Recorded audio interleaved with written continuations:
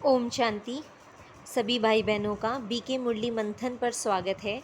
आज हम 26 अगस्त 2022 की मुरली का रिवीजन करेंगे। तो सार में बाबा ने कहा कि हमें निरंतर एक बाप की याद में रहने का ही पुरुषार्थ करना है, क्योंकि बाबा ने कहा यही सतो प्रधान पुरुषार्थ है। यानी कि इस पुरुषार्थ से ही हमारी ऐसी प्रारब्ध बनती है जो हम बिल्कुल सतो बन जाते हैं। आगे बाबा ने पूछा कि हम बच्चों को कैसा संग करना है और कैसा नहीं। तो बाबा ने कहा जो बच्चे ज्ञान की बातें करें, सर्विस करते हों, ऐसे ही बच्चों का संग हमें करना है। जो फालतू बातें सुनते हैं और सुनाते हैं, ऐसे बच्चों से बाबा ने कहा दूर ही रहना है, क्योंकि बाबा कहते हैं hear no evil, see no evil. दूसरा प्रश्न बाबा ने किया कि गफलत करने से कौन सा नुकसान होता है।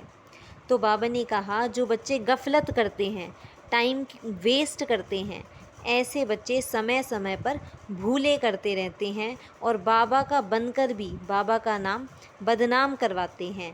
तो बाबा ने कहा ना ही वो किसी को पसंद आते हैं और वो बहुत कड़ी सजा के भागी भी बन जाते हैं।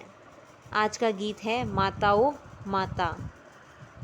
तो बाबा ने कहा दुनिया में माताओं की महिमा गाई जाती है, क्योंकि भारत की माताओं ने ही स्वर्ग की स्थापना की है भगवान की मदद द्वारा।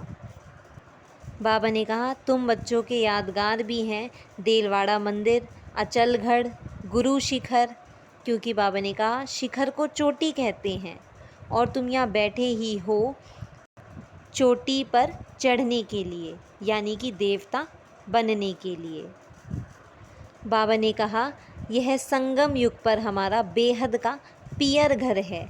यहाँ हम ज्ञान से श्रृंगार कर रहे हैं और फिर सतयुग में जाकर अपने ससुर घर में जाकर जेवर आदि से हम श्रृंगारते हैं। तो बाबा ने कहा पहले यहाँ पर ज्ञान से अपने आप को श्रृंगारना है, फिर सतयुग में जो हमारा ससुर घर होगा वहाँ हम सुंदर वस्त्र गहने आदियों से सदा सजे रहते हैं। तो बाबा ने कहा कि हमें तीव्र वेगी का पुरुषार्थ करना चाहिए, जो है सतो प्रधान पुरुषार्थ। जो बाबा ने कहा जिनकी बुद्धि में हर समय एक बाप की ही याद रहे। आगे बाबा ने कहा कि जो बहुत अच्छा पुरुषार्थ करते हैं उन्हें तो अंत में अतीन्द्रिय सुख का अनुभव होगा। वे साक्षात्कार करेंगे कि हम क्या पद पाएंगे। और बाबा ने कहा वहीं जो अच्छा पुरुषार्थ नहीं करते वो उस कयामत के समय पर बहुत दुखी होंगे और सज़ा खाकर जाएंगे। आगे बाबा ने कहा कि मनसा में तूफ़ान तो आएंगे, लेकिन पढ़ाई को कभी भी मिस नहीं करना है। याद के बल से एवर हेल्दी यानी कि निरोगी, और ज्ञान के बल से एवर वेल्दी यानी कि धनवान जरूर बनना है, क्योंकि बाबा ने कहा यह हिसाब किताब चुकतू करने का समय है। बाबा ने कहा कई बच्चे बिल्कुल नहीं पढ़ते और अपना समय वेस्ट करते रहते हैं, झरमुई झगमुई में लगे रहते हैं। बाबा ने कहा ऐसे बच्चों से तुम्हें अपना संग बिल्कुल नहीं करना है। बाबा ने कहा ना पढ़ने का कोई भी कारण नहीं देना है। 8 घंटे भल गवर्नमेंट की सर्विस करो, लेकिन बाकी टाइम बाबा को याद भी करना है और बाबा की सर्विस के लिए भी समय निकालना है। बाबा ने कहा बच्चों में देह अभिमान भी बहुत ज़्यादा है, लेकिन बाबा ने कहा यही बॉक्सिंग है। तुम्हें ऐसा पुरुषार्थ करना है जो अंत में देह भी याद ना आए।